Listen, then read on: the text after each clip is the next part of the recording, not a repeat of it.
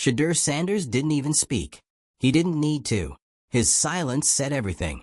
While rookie Dillon Gabriel was being handed the QB1 spot for the Cleveland Browns, Sanders was dropped to third string, again. And instead of lashing out or stirring the media pot, he stayed completely composed. That's what set Shannon Sharpe off. In a league where loud confidence often earns you more leeway, Shedeur's choice to remain calculated and calm somehow backfired. And Sharpe couldn't stomach the hypocrisy. If you're into the real story and all the messy twists they don't show on highlight reels, go ahead and subscribe. And if you're sticking around to see how this Browns QB chaos plays out, you should definitely be subscribed. Sharpe and Akasinko dove into the mental warfare of being a young quarterback in the NFL, especially when your last name is Sanders. Every step Shedeur takes is dissected through a Deion-sized microscope, and no matter how poised he remains, he's still being treated like an unproven walk-on. Meanwhile, Dillon Gabriel, talented sure, but untested, gets promoted based on potential, fit, and whatever invisible metrics the coaching staff claims to see. Sharpe made it clear, this wasn't just about football. It was about branding, about marketability, about which personality fits the system and which one doesn't. Shedeur is too composed, too polished. He doesn't fit the mold of a backup begging for scraps, and that confidence is threatening to those who want blind compliance. So they label it entitlement. But what he's actually showing is restraint, and the NFL doesn't always reward that. The analysts broke it down with surgical precision. Shedeur's been stuck in the purgatory of quarterback development hell, where raw talent gets ignored in favor of safer, more PR-friendly options. Gabriel may be seen as more plug-and-play, but Sharpe questioned whether he's truly more ready. Because when the lights go up and the defense hits harder than anything he saw in college, it won't be media strategy that keeps the drive alive. It'll be resilience. The kind Shedeur's been quietly building. This whole conversation peeled back the curtain on how the business side of football warps opportunity. It's not just about skill. It's about narrative. And right now, the Browns are choosing to write a story that sidelines a player who's done everything right simply because the spotlight on him shines too bright. Sharpe saw it for what it is, and he's not pretending it's fair. If anything, this entire saga has turned into a test of mental endurance. Shedeur's ability to stay sharp, quiet, and prepared is what may eventually flip the script.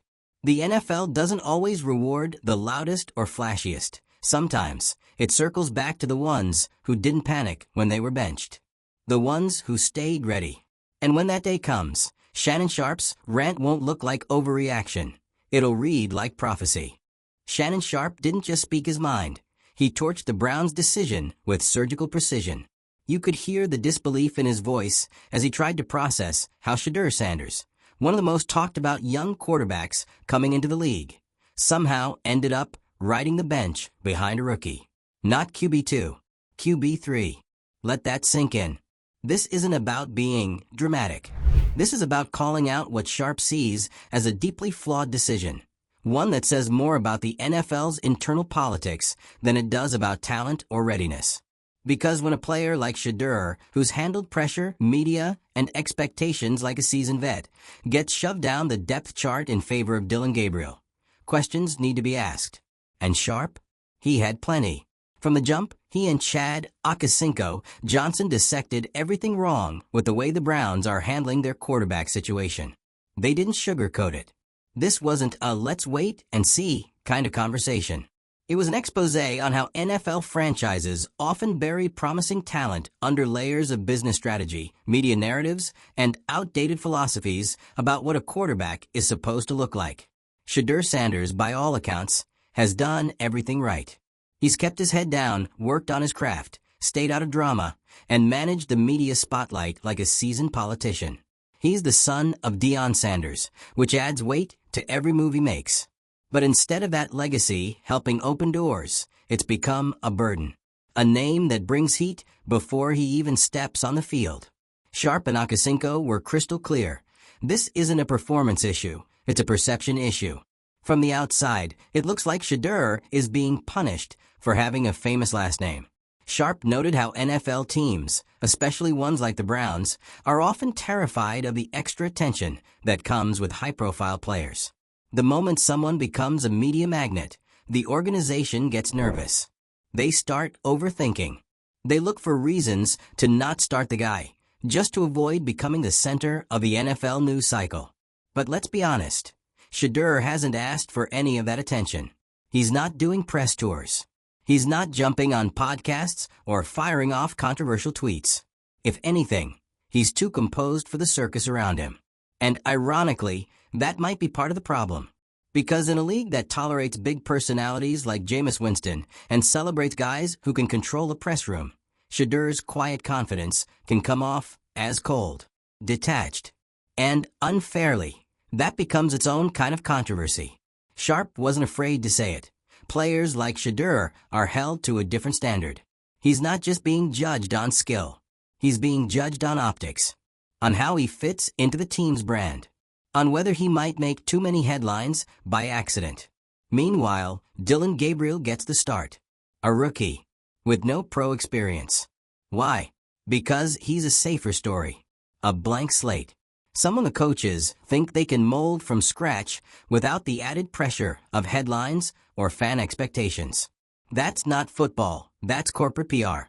Sharpe and Akasinko tore that logic apart. This is the NFL. If you're not playing to win, what are you doing? If you have a talent like Shedeur Sanders on your roster, why would you sideline him just to avoid a little noise? And here's the kicker. They both agree that Shedeur might be too disciplined for his own good. In a league where guys with louder personalities get chance after chance, Shedeur plays it safe. No headlines. No emotional interviews. Just quiet focus. And yet, that gets interpreted as a lack of fire or presence. That's the double standard. Players who act out get labeled as passionate. Players who stay composed get overlooked. It's a lose-lose. But Sharpe wasn't just venting. He was sending a message. A warning to NFL front offices. You don't get unlimited chances to develop greatness. And if you waste Shedeur's prime years letting him rot on the bench, he will go somewhere else and make you look foolish. Because make no mistake, this isn't a developmental project. This is a quarterback who's already mentally and emotionally ready for the league. He's been trained under one of the most intense spotlights imaginable. He's already handled more pressure than most young QBs face in their first 2 seasons. And Sharpe knows, when Shedeur finally gets the call, he's going to be ready. But readiness only matters if you get the opportunity. And right now, the Browns are making it clear, they're not ready to give him that. Sharpe and Akasinko also touched on how NFL teams love to preach patience when it's convenient. He just needs time. We're easing him into the system. But patience only seems to apply to certain players. Others are thrown into the fire instantly, sink or swim. So why the delay with Shedeur? Simple business. NFL coaching decisions aren't made in a vacuum. There are ticket sales, fan reactions, media pressure, and upper management politics, all tangled in the decision-making web. Coaches are protecting their jobs. Executives are protecting the franchise image. And young QBs like Shedeur, they're the collateral damage. Even worse, this kind of decision sends a message to every other young quarterback in the league. Being talented isn't enough. You have to play the game, all of it, on and off the field. Your name, your brand, your vibe, your quotes, all of that gets factored in before you ever take a snap. Sharpe wasn't ranting. He was laying out a blueprint for how careers get mishandled before they even begin. And Akasinko added another layer. Personality plays a huge role in opportunity. If Shedeur were more flashy, more vocal, more marketable, he might already be the starter. Instead, he's stuck in the middle. Too famous to be invisible, too quiet to be flashy. And that's a tough place to be in a league that rarely makes room for nuance. But here's the bottom line. According to both Sharpe and Johnson, Shedeur's success will ultimately come down to one moment, one opportunity. And when it finally comes, whether it's due to an injury, a blowout loss, or a fed-up coaching staff, he has to be ready to deliver. Because fair or not, Shedeur won't get multiple chances. He'll get one. And that's it. That's why Sharpe kept circling back to preparation, staying locked in, treating every practice rep like it's the real thing. Because when the day comes, and it will come, There's no time to warm up. You either seize it or they move on. And when Shedeur does finally get on the field, the pressure will be unlike anything else. Not just because of his name, but because of everything he's been forced to wade through. Every snap will be judged, every throw dissected, and every mistake magnified. But if he performs, and Sharpe believes he will, everything changes. All of a sudden, the same franchise that buried him on the depth chart will be pretending they always saw the vision. The same fans who doubted him will be chanting his name. The same media who called him overrated will be writing redemption arc think pieces. Because in the NFL, nobody remembers how you got there. They only care what you do when you get there. And when Shedeur finally gets there, don't expect him to say, "I told you so." He won't need to. His game will speak for itself. What do you think? Are the Browns missing out on a breakout star? Is Shedeur Sanders getting the short end of the stick because of politics and perception? Or is this just part of the brutal process young QBs have to endure? Drop your thoughts in the comments. Hit that subscribe button for more breakdowns, blow-ups, and baffling decisions from around the league. And stay tuned. Because when Shedeur's moment comes, we'll be right here with the receipts. It's not just about Shedeur Sanders proving himself. It's about exposing how wrong the system got it. How flawed these organizational decisions can be when filtered through fear, bias, and outdated thinking. Because make no mistake, the Browns aren't the first team to fumble a young quarterback's opportunity. They're just the latest. And the fact that Shannon Sharpe had to go on air and publicly call them out for it, that says everything. He wasn't just ranting. He was advocating. He was doing what coaches, GMs, and front offices should be doing. Recognizing potential, trusting development, and not letting PR strategy override football decisions. You could hear the disappointment in Sharpe's tone. He knows the league. He knows talent. And more importantly, he knows how hard it is for young black quarterbacks to get a fair chance, not just a symbolic one. Not a "we'll see what happens next season" chance.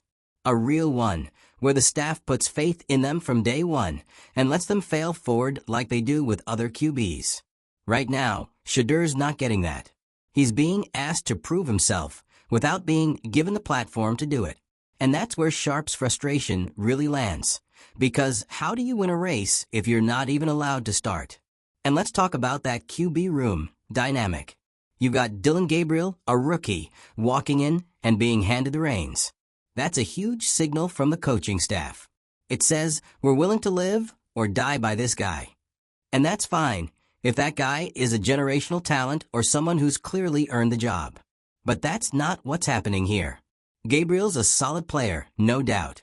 But the resume? It doesn't scream QB1 in the NFL yet. And Shedeur, who's already shown incredible discipline, pocket presence, and calm under pressure, is watching it all from the sidelines. And you just know deep down he's thinking, what more do I have to do? That's the question nobody at the Browns seems to have an answer for. Because if it's about experience, then Gabriel shouldn't be starting either. If it's about composure and media presence, Shedeur wins that battle easily. If it's about upside, Shedeur's ceiling is arguably higher. So what is it really about? Sharpe and Akasinko didn't dance around the answer, optics. It's about who's easier to control, who's easier to sell, who fits the image the team wants to project. And Shedeur? He complicates the narrative. He brings eyes. He brings opinions. He brings legacy. That shouldn't be a negative, but in a league obsessed with team first, it often is. The irony? Shedeur has done everything a team guy is supposed to do. He hasn't lashed out. He hasn't gone to the press. He hasn't pulled the "do you know who my dad is" card. He's shown up. He's worked. He's waited. But when you're a high-profile player with a famous last name, even doing nothing gets turned into a headline. And when your silence gets louder than other players' noise, teams start to panic. Not because you're disruptive, but because you're unpredictable. And unpredictability? It terrifies conservative front offices. That's the part Sharpe couldn't get over. The Browns are manufacturing a problem that doesn't exist. Instead of leaning into Shedeur's readiness, they're retreating from it. And in doing so, they're setting the stage for the kind of quarterback carousel they've become famous for. You don't need a spreadsheet to know how this story usually ends.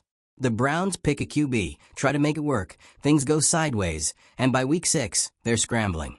Suddenly, the fans are calling for change, the media starts asking questions, and the locker room gets tense. That's when teams start looking to the bench, not because they want to, but because they have to. And when that moment comes, who's going to be sitting there, fully locked in, mentally sharp, physically ready? Shedeur Sanders. Because this is a guy who understands the long game. He's been coached by a father who lives for the spotlight, but trained him to respect the grind. He knows how to play the role of the underdog, even when the spotlight's burning a hole in his helmet. And if you think that kind of preparation doesn't matter, ask anyone who's had to step in mid-season and carry a team. Ask Brock Purdy. Ask Tyler Huntley. The difference between disaster and dominance is often one thing: readiness. Sharpe said it best: when Shedeur's number gets called, it'll be because someone else dropped the ball. And when he steps on that field, that moment has to be perfect. Because fair or not, Shedeur won't get the leeway others do. Gabriel can throw a few picks, take some lumps, and get a he's learning pass. Shedeur, he gets one chance to prove everyone wrong. One drive, one half, one game. That's the reality for players in his position. The pressure is suffocating, but so is the potential. Because if Shedeur does deliver, if he lights it up the moment he finally gets the call, the narrative flips overnight. All of a sudden, the Browns are the villains of their own story. The media starts asking why he wasn't starting earlier. Fans start questioning the staff. And every throw Shedeur makes becomes a highlight reel moment they can't ignore. And that's exactly why Sharpe went so hard. Because this isn't just a sports take, it's a warning. You don't sit on talent like this without risking serious backlash. You don't let a player like Shedeur gather dust unless you're prepared for the moment he makes you regret it. And he will make you regret it. This isn't just about being QB1. It's about proving that leadership doesn't always come with noise. That composure can be just as powerful as charisma. That you can be the quietest guy in the room and still own the field. Sharpe's message wasn't just for the Browns. It was for every young player watching, wondering if staying ready is even worth it when the system feels rigged. His answer? Absolutely. Because readiness wins. And Shedeur is ready. Has been. The only thing left is the moment. So now we wait. For a slip-up. For a shake-up. For an opportunity that probably should have already happened. And when it does, everyone will be watching. Because Shedeur Sanders isn't just waiting for his turn. He's preparing to own it. If Shedeur Sanders' name wasn't Sanders, if he didn't come with the attention and the legacy and the expectations, he'd probably already be on that field. Competing.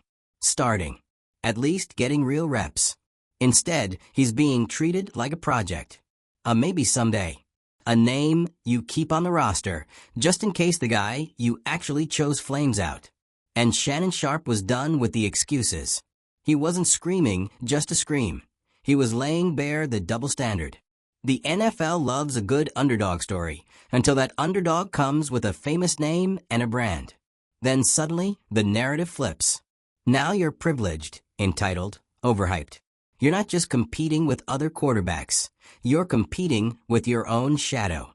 And that's what makes this so maddening. Shedeur didn't walk into the league with a chip on his shoulder. He walked in with a microscope. Every move he makes, every throw he takes, is dissected not just through the lens of performance, but through the weight of expectation. People expect greatness immediately, or they write him off as all talk, no game. And what's he done in response? Stayed quiet, stayed focused, handled it all like a pro. No outbursts, no blame game, just consistent preparation. Meanwhile, the Browns hand the starting job to Dillon Gabriel, a rookie with 0 NFL experience, and act like it's some bold move toward stability. Stability? From Cleveland? Let's not kid ourselves. This isn't about stability. This is about comfort, control. Gabriel is the easier option. Less media attention, fewer questions, no built-in narrative. If he fails, it's written off as growing pains. If Shedeur were to make one bad read, it'd be a headline. Sanders not living up to the hype. And that's the trap. It's easier to bury a player with pressure than to confront why the pressure exists in the first place. The Browns are so afraid of the noise around Shedeur, they're pretending the talent isn't there. But Sharpe sees it. Akasinko sees it. Everyone who really watches the game sees it. And the longer Shedeur sits on that bench, the more people are going to ask why. Because eventually, Gabriel will struggle. It's not even a matter of if, it's when. Rookie quarterbacks always hit a wall. The speed of the game catches up to them. The defenses adjust. The film exposes tendencies. And the fans? They get impatient. And when that moment comes, when the Gabriel experiment starts to wobble, there won't be sympathy. There will be pressure. To make a change. To go to the bench. To give the guy you've been ignoring a shot. And that guy? He'll be ready. Because that's the one thing nobody can take away from Shedeur Sanders. His preparation. He's playing the long game. He knows that when the opportunity comes, it'll be brief, intense, and maybe unfair. But that doesn't matter. Because all he needs is one window to kick that door off its hinges. And when he does, everything changes. The narrative flips. The same people questioning him now will be praising his resilience. The same coaches who overlooked him will act like they always believed. That's the NFL cycle. Deny, delay, then claim credit. But we'll remember. Shannon Sharpe will remember. And every fan who's watched this mess unfold will remember exactly how he got here. Because this isn't just about one quarterback. This is about how opportunity is handed out, and how often it's withheld from the people who've earned it most. Sharpe didn't go off for views.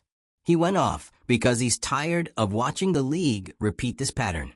Young quarterbacks with the right demeanor and real potential get benched, boxed in, and branded as problems before they even get a chance to prove themselves. And when you're third on the depth chart, you're not even in the conversation. But here's the twist. Shedeur is the conversation, even from the sidelines. Every week, he doesn't play. The questions get louder. Every bad drive from Gabriel brings the spotlight back. And the Browns won't be able to dodge it forever. So let's just say it. This is not sustainable. You cannot keep talent like Shedeur on ice forever. Not when he's doing everything right. Not when your current plan is built on hope and media deflection. Because sooner or later, the truth steps on the field.